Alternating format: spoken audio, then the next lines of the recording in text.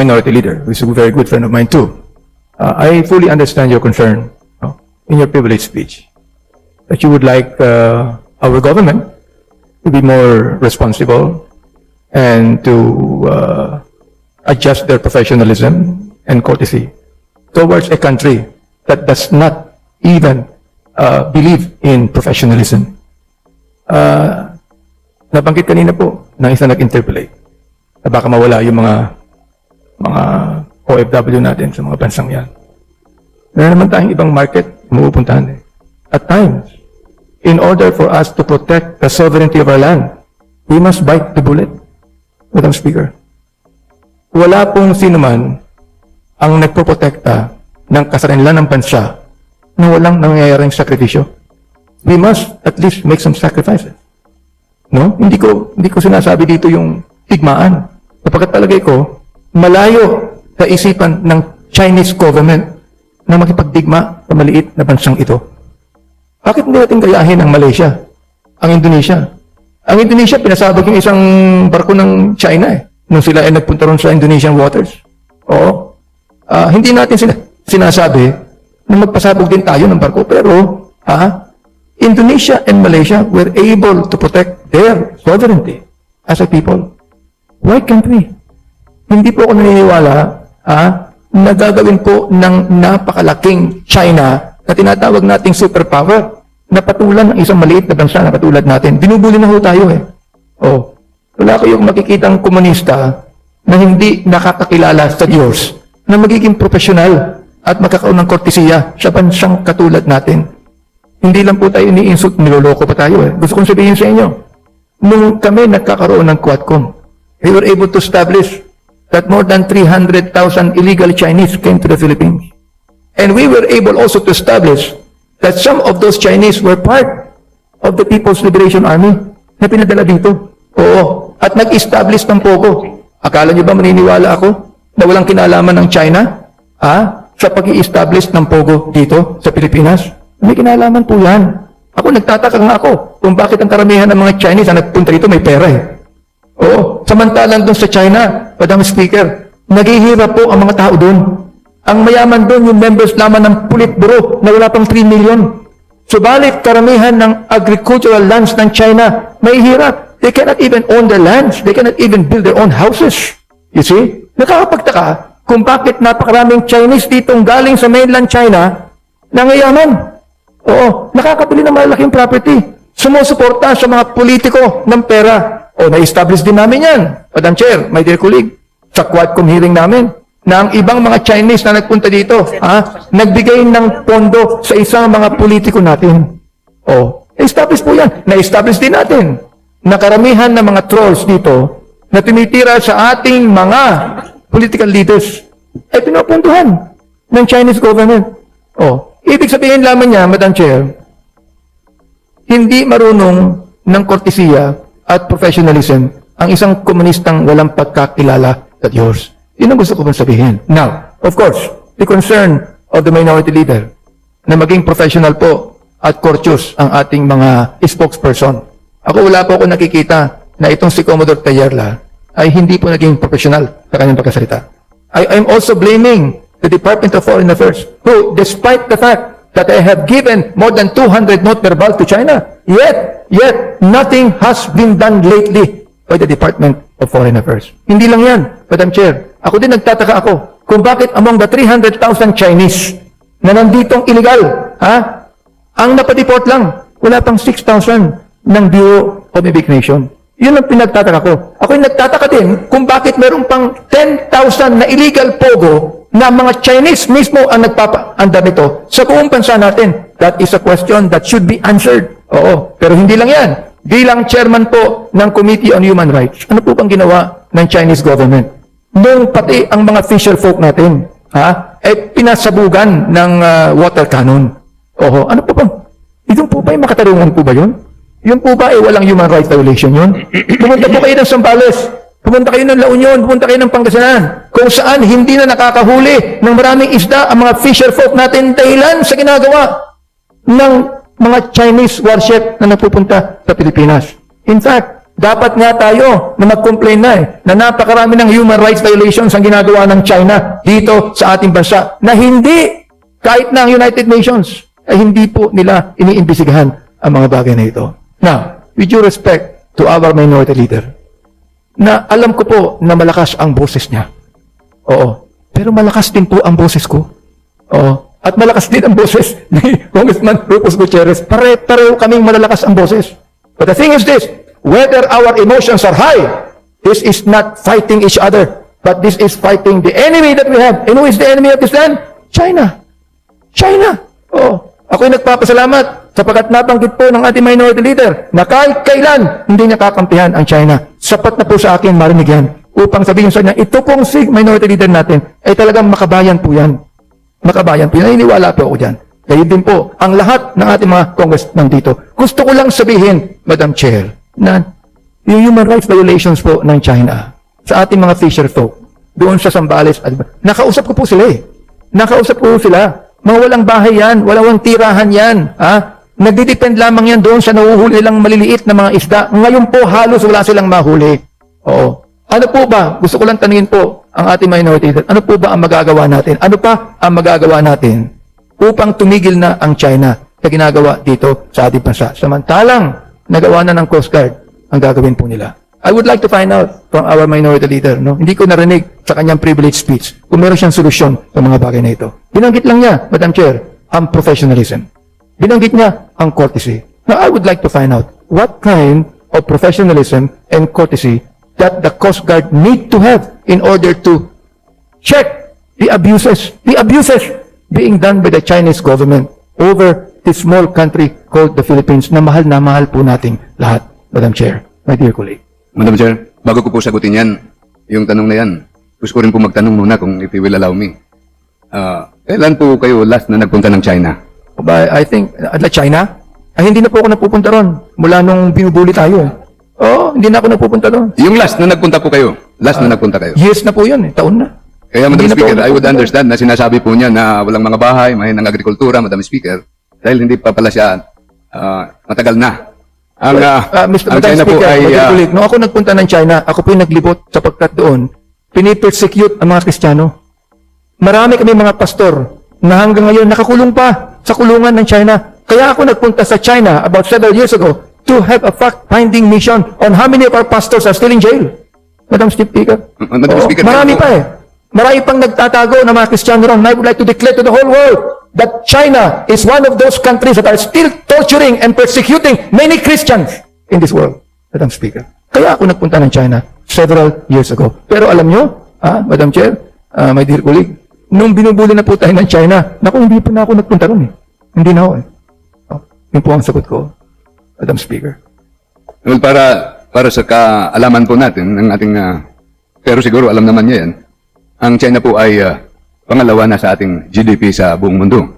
If I siguro mga 20 billion to 24 billion trillion pala, 20 to 24 trillion dollars GDP. Pero hindi po ako nagtatanggol ng China.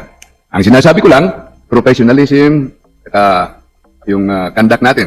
Kasi we are a government of laws. That's true. Not of men. Madam Ibig sabihin, Chair, meron pa kayong sinasabi. Ganon din po naman na pinapaniwalaan ng China eh. Ganon din na pinapaniwalaan nila eh. Tayo, hindi lamang tayo naniniwala doon. Ginagawa pa natin. Hindi ba? Pero yung China po hindi pwede ba ginagawa. sumagot po muna ako sa iyo? Kasi nasasagot mo ako eh. Madam Speaker. Pwede bang baka malatang senior citizen na tayo eh. Madam Speaker, sagutin ko muna ang kaibigan ko po. Una po, kailangan guided tayo ng batas. Anong kilos natin bilang officials? Yun po ang itinutuwid po natin. Kaya we have to regain the trust even in this Congress of the people. And we shall abide by our own laws. In contrast, yung inireklamo natin ng China, sa China, dahil kahit yung laws nila, hindi katulad ng mga batas natin, by tradition, maliit lang yung Madam Chair, I know. Kanina, andali po. Gusto ko maintindihan lahat eh. Gusto ko This is my maintindihan lahat time. ang You sinasabi are, ninyo. Madam Speaker, he is my visitor in my time.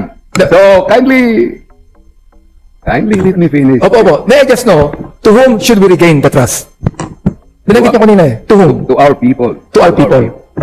And Okay. we can regain the trust if we observe properly the laws we passed. What I am mentioning are the laws passed by this Congress to guide us as public officials. Pero yung tanong mo po kanina, Madam Speaker, Ano pa ang pwedeng gawin natin? Hindi po ako expert dito, kaya hindi ako naggagaling-galingan. Pero, kailangan aralin natin anong ginawa ng Vietnam.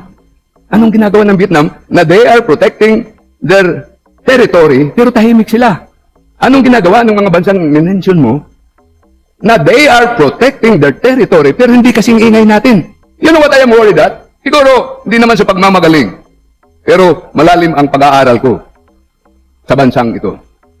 Sabi nga, sa Sun Tzu, he who knows himself and knows the enemy will win all battles. He who knows himself and does not know the enemy has a chance to win. And he who does not know himself and does not know the enemy will lose all battles. Sun Tzu. Tara, binabasa natin yan, di ba?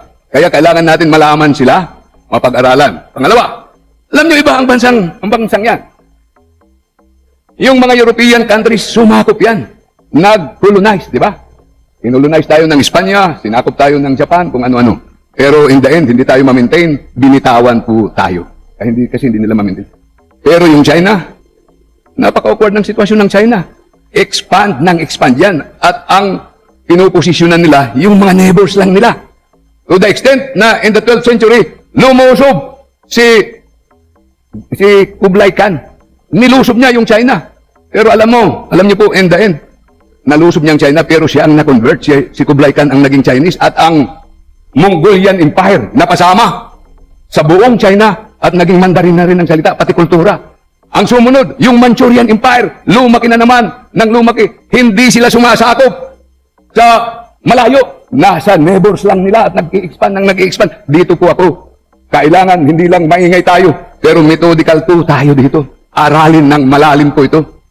Huwag tayo pawardi-wardi.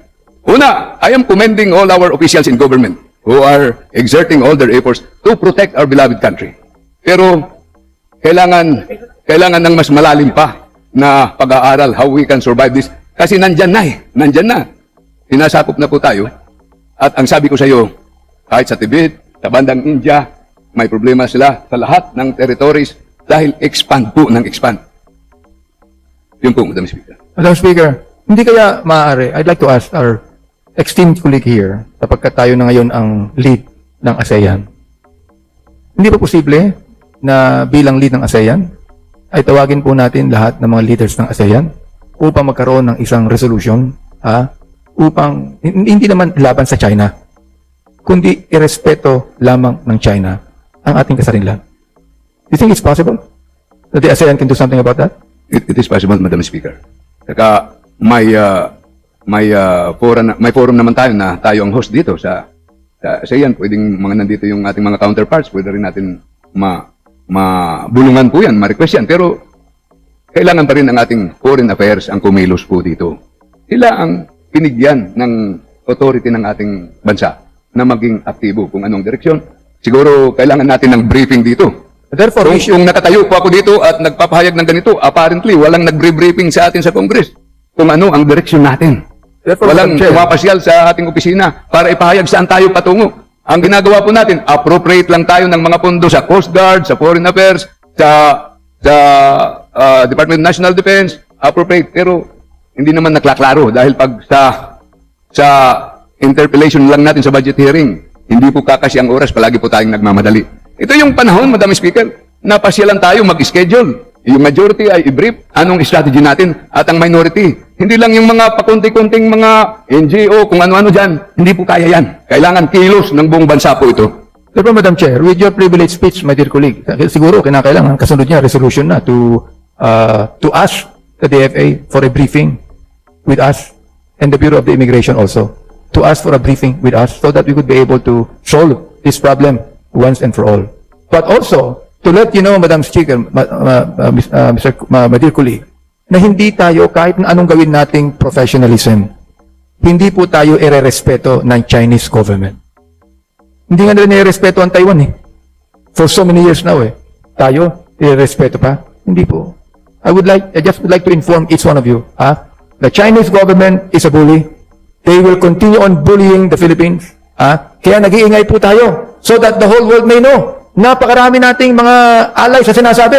Well, let the allies also know that the Chinese is doing wrong to the Philippines. You see? Ngayon, tinanggap ninyo, Madam Chair, tinanggap nyo, my dear colleague, na maaaring mitingin ng ASEAN leaders upang magkaroon ng resolution, upang tigilan po ng China ang ginagawa sa Pilipinas. Therefore, dito po sa plenary ito, we are also calling our own allies to act on what China is doing to us. Sapagkat, Madam Chair, my dear colleague, kaya nga po itong si Congressman Rufus tumayo na po dito sapagkat kahit ako, naggagalaitin ako sa ginagawa ng China dito sa ating bansang Pilipinas. Palagay ko, Madam Chair, kayo rin, my dear colleague, ganun din ang inyong pananaw dito.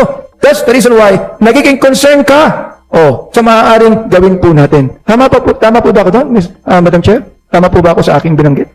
Na ikaw din po ay hindi lang concern, subalit napapagod ka na rin sa ginagawa ng China sa atin? Hindi naman po ako napapagod, pero nagpapatuloy po ako, Madam Chair, sa paghahanap ng Solusyon. tamang solusyon po dito. Habang buhay pa po tayo, hindi natin alam kung kailan matatapos itong problemang ito. Pero, Madam Chair, ang ini-emphasize ko po ay ang ating batas. Hindi po ako nag-expect ng professionalism sa kanila. Ang ating ini-expect na sundin natin ang batas na ginawa natin. Kung gusto natin, hindi tayo maging professional, di i-amend po natin ang ating Code of Ethics, ang professional standards.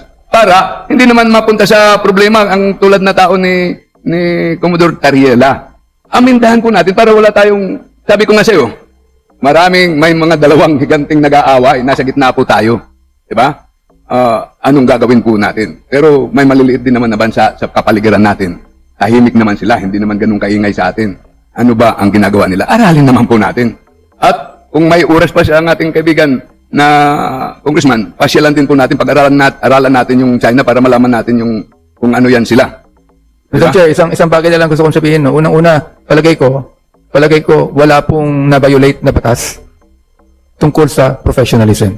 At palagay ko din, kahit na sumunod tayo sa ating mga batas, yung Chinese government, hindi pa rin susunod sa tinatawag nating international law upang respetuhin ang kasarinlan ng isang bansa. Ilan po ang gusto kong sabihin, Madam Chair? Madam Speaker, yung sinabi po ng ating kagalang-galang na representante ng Manila na walang binayolate na batas, hindi ko po inakusahan na may binayolate siyang batas. Ini-emphasize ko lang po ang ating batas. May kasabihan po, when there is smoke, there is fire. Diba? Umusok. Baka nagliyab. When there is smoke, there is fire. Kaya, tingnan natin para hindi na masunog. Ayusin natin. Kung magaling man si Commodore Tariela, mas pagalingin pa natin para hindi maririsbakan po. Siguro, naintindihan po yung posisyon ko po dito. At